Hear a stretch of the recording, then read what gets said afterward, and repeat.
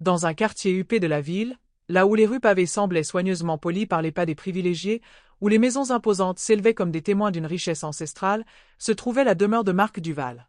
La maison, bien qu'élégante et sophistiquée, portait un charme sobre, loin de l'opulence ostentatoire des résidences voisines.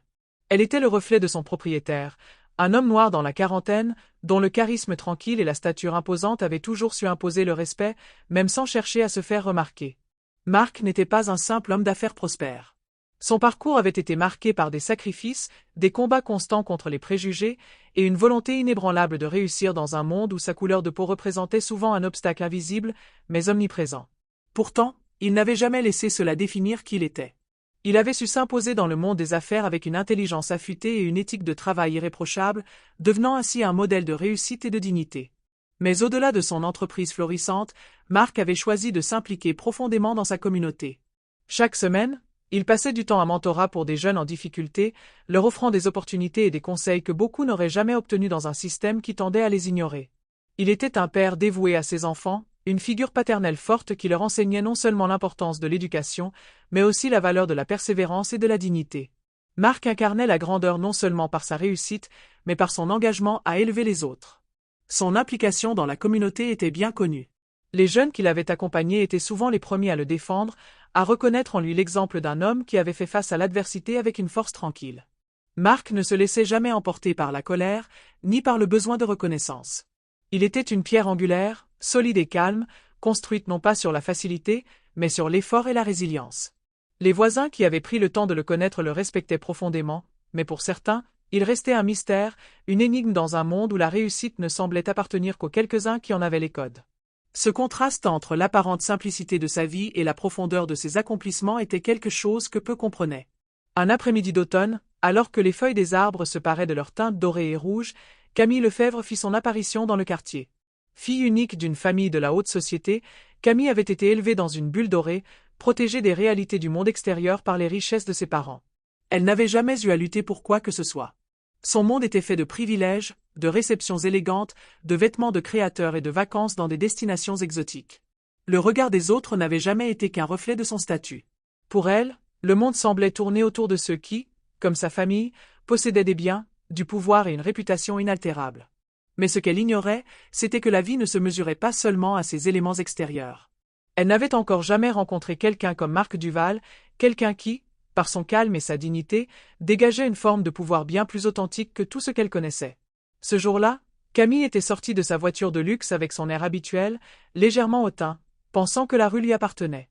Elle portait des lunettes de soleil noires qui masquaient son regard, mais elle ne pouvait pas cacher son arrogance. En traversant la rue, elle aperçut Marc, qui venait juste de sortir de sa maison. Vêtu simplement d'un manteau en laine épais et d'un jean sombre, il dégageait une aura de calme qui contrastait vivement avec l'agitation autour de lui.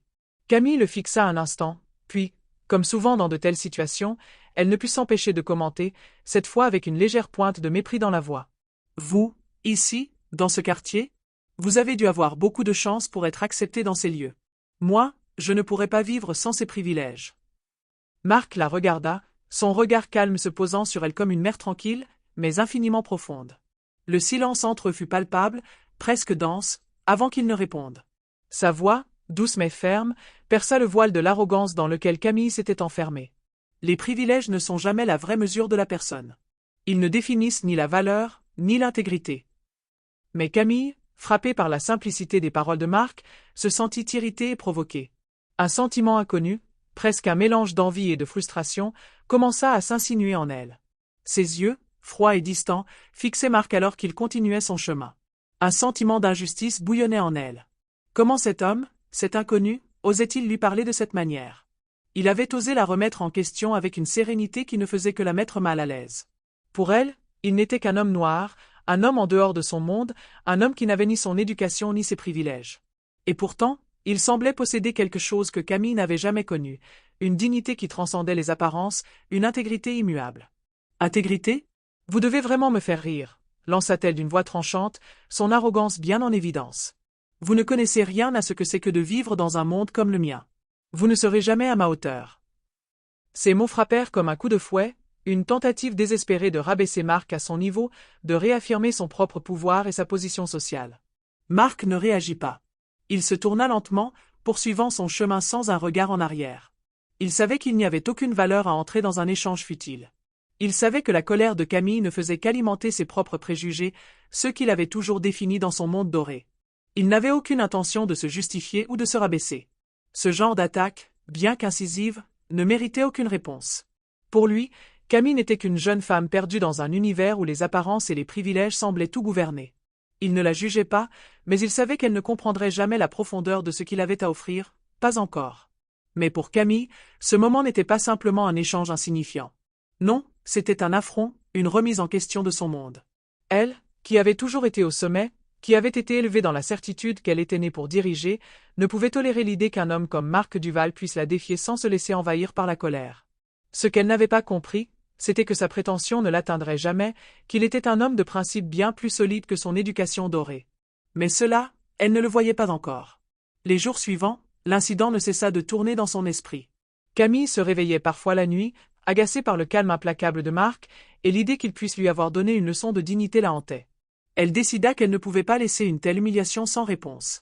Si elle n'était pas capable de le surpasser par son pouvoir, alors elle le ferait en l'abaissant, en le forçant à s'incliner devant elle, comme tous les autres l'avaient fait.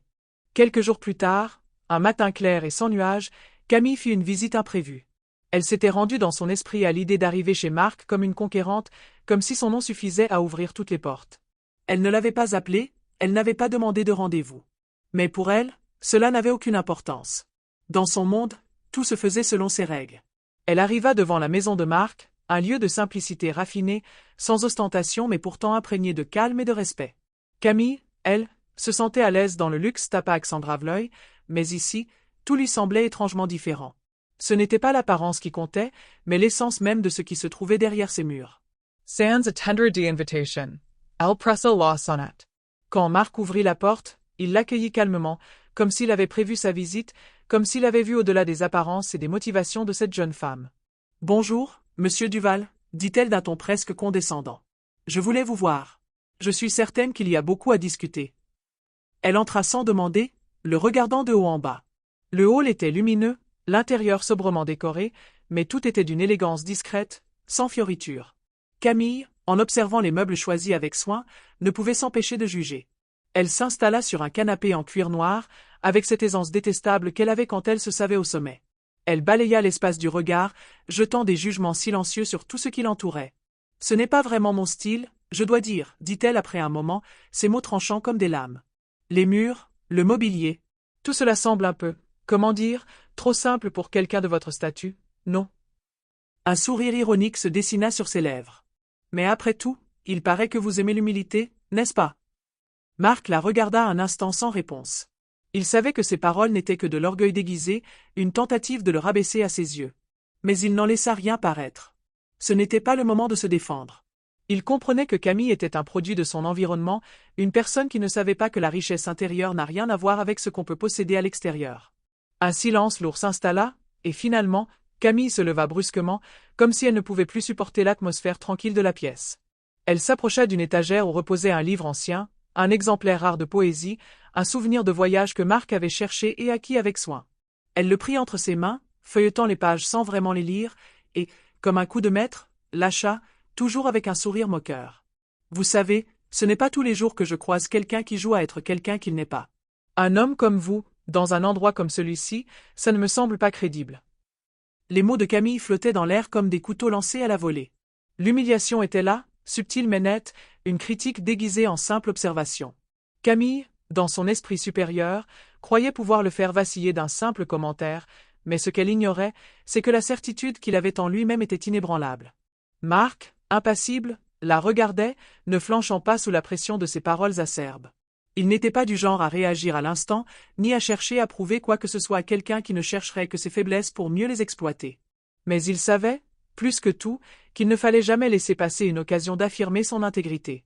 Camille, à force de lui cracher son dédain, pensait qu'il succomberait à l'humiliation, mais c'était justement ce qu'elle ne comprenait pas. L'homme qu'elle voyait devant elle ne vivait pas sous le joug de la reconnaissance sociale ou du regard des autres. Puis, dans un geste délibéré, Camille s'approcha d'un meuble en bois sculpté, comme si l'objet pouvait lui offrir un prétexte à l'arrogance. Elle saisit un livre en cuir, le feuilleta rapidement, tout en lançant, presque comme une pique bien pensée. « Vous vous êtes certainement mis en relation avec des gens puissants pour en arriver là, n'est-ce pas? Je parie que vous avez dû avoir un petit coup de pouce. Mais dites-moi, monsieur Duval, comment vous êtes-vous retrouvé à être l'ami de ces gens? Est-ce votre charme, ou simplement des arrangements à la faveur d'eux? Ses paroles s'étiraient, glissant doucement mais inévitablement vers l'accusation. Elle s'imaginait avoir saisi une faille, un point faible qu'elle pouvait exploiter. Marc, observant chaque geste, chaque syllabe, attendit que le flot de ses accusations se calme. Puis, d'un pas mesuré, il se leva. Il n'y avait ni précipitation, ni éclat dans son mouvement. Son regard, toujours fixe, ne laissait rien transparaître. Il s'approcha d'elle avec une tranquillité déroutante, mais ses paroles, lorsqu'elles sortirent de sa bouche, frappèrent avec la précision d'un coup près. « Vous ne me connaissez pas, Camille. Vous ne savez rien de mon histoire. De la façon dont j'ai dû me battre contre le regard des autres, contre les obstacles que certains ont placés sur ma route simplement à cause de la couleur de ma peau. Mais ça ne m'a jamais empêché d'avancer. Ce qui m'a permis d'être ici aujourd'hui, c'est ma propre détermination, mon travail. Pas des arrangements comme vous le supposez. » Les mots résonnèrent dans la pièce. Ils n'étaient ni emportés par la colère, ni dictés par l'orgueil, mais bien le fruit d'une vie de lutte et de conviction. Camille, figée un instant, sentit un étrange pincement au cœur. Ce n'était pas la honte qui la dominait, mais plutôt une prise de conscience bien plus dérangeante. Ses jambes vacillèrent, mais avant qu'elle ne puisse articuler une quelconque réponse, elle se ressaisit, dans un ultime éclat de fierté mal placée, elle répliqua d'un ton dédaigneux. « Quoi qu'il en soit, j'ai fait tout ça pour rien. Votre situation n'est que de la chance, et vous êtes encore un inconnu dans ce monde. » Elle tourna les talons, partant sans attendre, espérant que ses paroles étoufferaient ce qui venait de se passer. Mais Marc, une fois de plus, restait de marbre, ne réagissant que par la force tranquille de sa présence. Il savait que cette rencontre n'était pas encore finie. Quelques jours plus tard, un événement de charité majeur eut lieu dans la ville, organisé par une fondation prestigieuse œuvrant dans l'éducation. Camille, toujours un peu prise dans l'ombre de son arrogance, se rendit à cet événement, vêtue de son plus beau tailleur, consciente de son statut social. L'endroit était magnifiquement décoré, une réunion des plus grandes personnalités de la ville. Elle se fraya un chemin parmi les invités, mais en entrant dans la grande salle, une silhouette attira immédiatement son attention. Marc Duval. Mais ce qu'elle ne comprit pas, ce qui la frappa comme un coup de massue, c'était qu'il ne se trouvait pas là comme un simple invité, mais comme l'invité d'honneur. Un homme reconnu et respecté pour son implication dans des causes sociales majeures. Marc n'était pas simplement un participant de ce monde, il en était un moteur. Il était celui qui avait permis à des enfants défavorisés d'accéder à une éducation de qualité. Il était le catalyseur de changement, pas seulement un spectateur chanceux comme elle l'avait cru. Camille, les yeux écarquillés, observa les accolades et félicitations qui lui étaient adressées. Là, sous les yeux de tous, elle fut forcée d'admettre que ses suppositions étaient non seulement fausses, mais dévastatrices. Un flot de panique s'empara d'elle. Son arrogance avait explosé en 1000 morceaux. Elle tenta de se fondre dans l'ombre de la pièce, mais ses jambes, soudainement faibles, la trahirent. Elle aurait voulu disparaître. Mais avant qu'elle ne puisse s'éclipser, Marc, d'un pas calme, se dirigea vers elle. Ses yeux n'avaient plus cette lueur de défi, mais une sérénité tranquille, presque bienveillante. Sans aucune trace de vengeance dans sa voix, il lui tendit la main, et d'une douceur ferme, il lui dit « Vous savez, Camille, la vérité se révèle toujours. Parfois, elle nous rattrape là où on s'y attend le moins. » Et c'était tout. Aucune éclatante réprimande, aucun sentiment de triomphe. Il savait que sa véritable victoire résidait dans la dignité qu'il portait, et non dans l'illusion de son importance sociale. Camille, plus abattue que jamais, baissa les yeux, reconnaissant enfin ce que Marc avait voulu lui dire.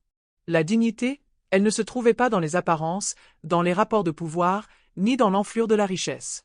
Elle se construisait, pas à travers les épreuves et la résilience face à la vie. Avec un dernier regard, Marc s'éloigna, une fois de plus maître de son destin, tandis que Camille, bien que brisée dans ses certitudes, savait désormais que l'âme d'un homme ne se mesurait pas à la fortune qu'il accumule, mais à la manière dont il affrontait les batailles invisibles.